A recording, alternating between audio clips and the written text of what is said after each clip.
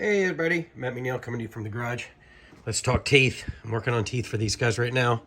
As you can probably hear, maybe. I've got a 3D printer going, printing some teeth up right now. And so I'm pulling teeth out for these guys. And I probably went through 6 or 7 different, no, actually, I went through 11 different versions of these teeth in the clay model, trying to get the teeth where I wanted them. I cast it. I left the teeth in the clay, as you can see there, kind of like these eye blanks that we've got going on. There, and there. You can see the top of those teeth because I thought that it might be a good idea, like eye blanks, to leave the teeth inside the mold so that when I ran my latex, like a blank, eye blank, you know, you end up with this sort of perfectly formed socket, that I would end up with these perfectly formed sockets for the teeth.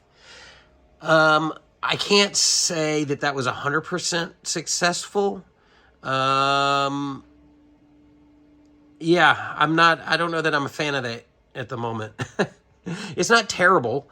It's certainly a choice, but what it is giving me is a lot of cleanup that I'm going to have to do, kind of up in here and down around this lip. All of this stuff kind of doesn't matter. It goes up and inside the backside of the bottom fangs themselves. The top palate is smooth, so that's a non-issue. But the bottom palate, you know, you'll never see that anyway. This is actually, the roughness of it will probably help when I glue it, because the glue will have something to bite to rather than a slick surface. So not that these teeth are going anywhere. These teeth are actually not even glued in at the moment, and they stay in pretty well. So I probably digitally sculpted 9 or 10 sets of teeth. And then once I ran this guy, obviously latex shrinks a little bit. So the teeth that I built originally were bigger than, this is the size that was in the sculpture. And compared to, it's probably hard on camera or whatever to see the difference.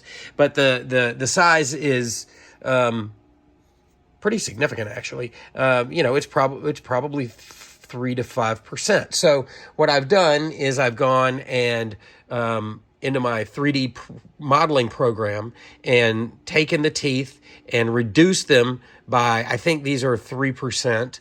And these fit pretty well. They might be a little small, but in a good way, in my opinion, because what it'll allow me to do is when I get these teeth in, I can glue this stuff however I want. These aren't actually situated right now. There's a bigger gap than there should be.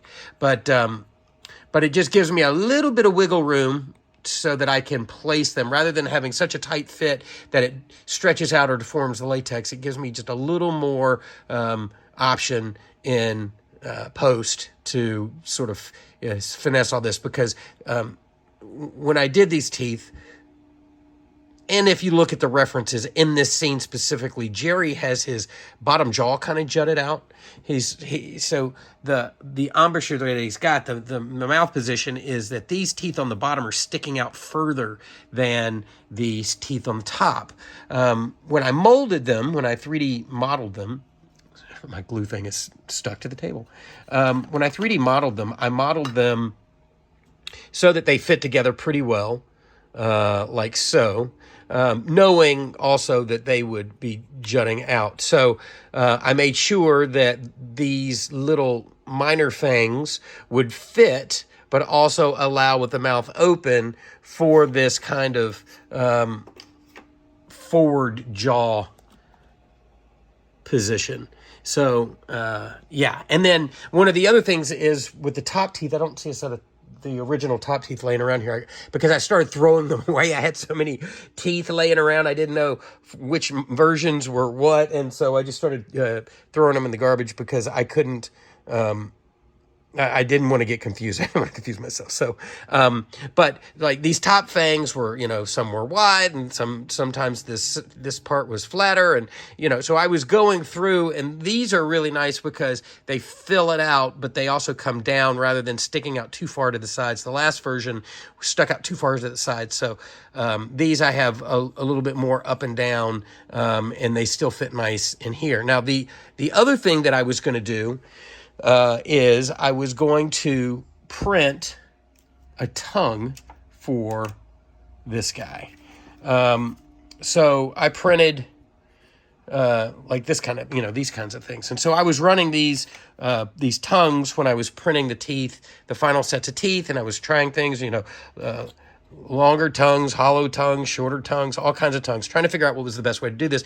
And it's occurred to me that because this is hard plastic, I don't want the tongue in this situation to dictate the expression that he has on his face, meaning if I jam this in there, it's going to affect how these teeth fit together. And the last thing that we want is for this to be the defining factor with the overall look of the mask, because in my opinion, this mouth position is very, very specific, particularly in the reference pictures that I used. So I think tomorrow what I'll do is I'll sculpt the tongue that fits perfectly in the lower palate here. That fits perfectly in here, and then I'll make a little hydrocal or ultracal mold, and I'll pour little latex pieces that can be painted and then inserted after the fact so that they're flexible and they fit and all of that good stuff. And I think the look will be nice in that regard as well. So yeah, there we go. That's what I'm doing with these teeth. And then the other thing that not doing these tongues has allowed me to do is, on this 3D print that I got going on here, let's see if we can see what the next layer looks like. Wait for it. There it is.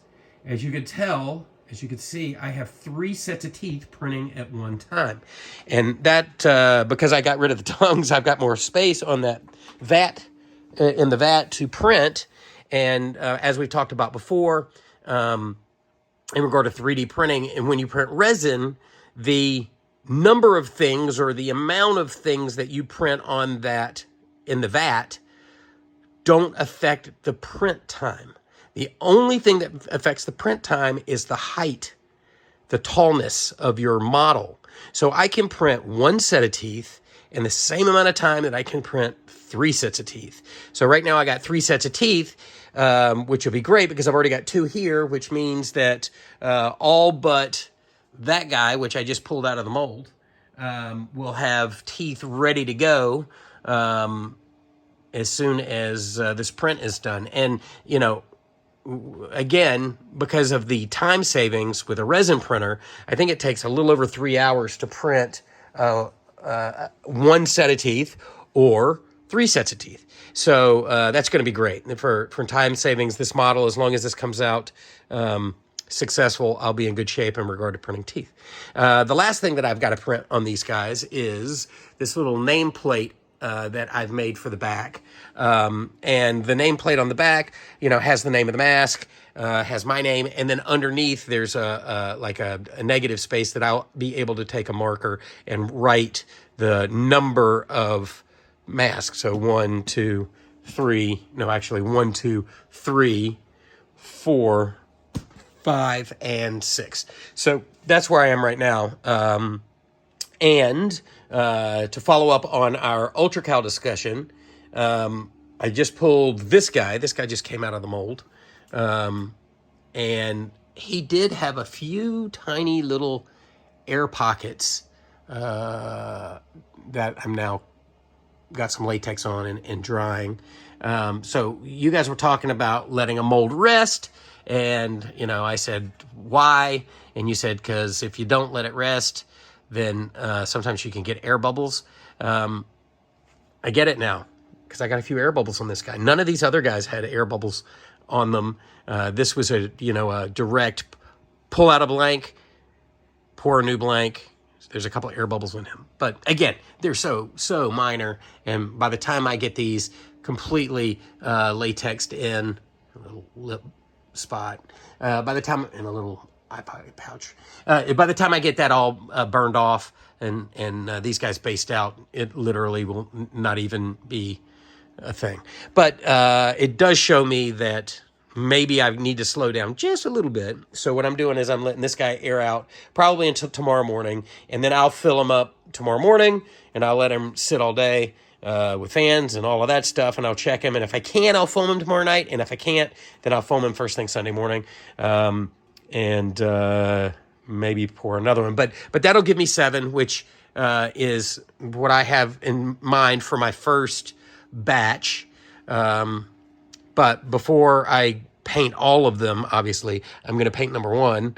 And this, besides the wolf, is the second, I guess, number 1 that I've done that was foamed. I had confidence in this mold, and I'm, certainly more comfortable with the materials, the foam and all of that stuff. So I went ahead and foamed this guy. So number 1 on this guy, like the wolf, number 1, is foamed. All the rest of the number 1s, no foam.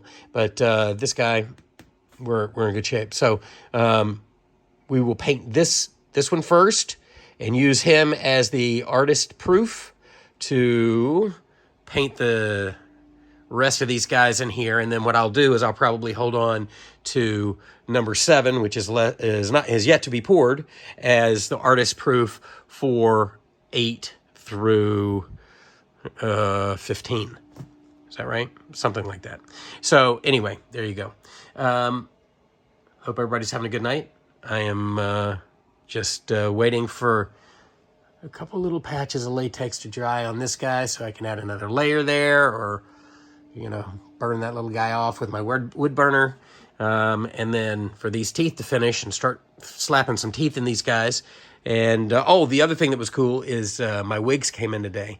I think I'm 1 short. I miscounted because I counted what was in the room and not the one that was yet to be poured. But no worries. I can easily, I ordered them yesterday. 6 of them showed up today, and or 5 of them showed up today. So that's 6. And I'll need one for 7. But anyway, thank goodness for Amazon. It'll be here tomorrow. So there you go. Hope everybody's having a good night. Talk to you later. And there you go. Working on some teeth.